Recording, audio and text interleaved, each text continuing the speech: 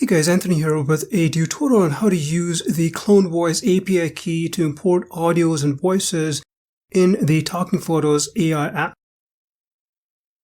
I'll break this down into two steps. Step number 1, setting up your API key, and then step 2, importing your audios and voices. So let's start with step number 1. So I'm logged into my CloneVoice AI account. I'd recommend using Google Chrome as your browser. First, click on your profile icon in the top right corner, and then click on Settings. On the Profile Settings page, scroll down to the API section, and then click on Generate API Key. So here is the generated API key. Then click this button to copy the API key. Now let's head over to TalkingPhotos. Click on the profile icon in the top right corner, and you'll see this pop up.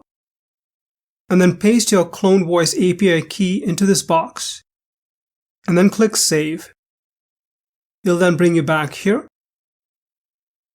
Now that we have set up the API keys, let me show you step number 2 on how to import your audios and voices from CloneVoice AI to TalkingPhotos. So I'm back into my CloneVoice account. I'll click on this button and then choose My Voices. On this page, you'll see several filters here. I'll click on Clone Voices, which will show me all of my clone voices that I created. You then need to click this Export Voices button, and then you'll see these checkboxes. I'll check only one of these, but you can check all of the ones that you want to export. And then click on Export Selected. Then click on Yes, Proceed, and you'll get a confirmation. Similarly, under Design Voices, you'll see all of the voices that you have generated with prompts. I don't have any right now, so it shows as no voices found. And if I click on Public Library, you'll see all of the voices that I copied from the public library. So I'll click on Export Voices, and then I'll go ahead and select all of the voices that I want to export to the TalkingPhotos app, like so.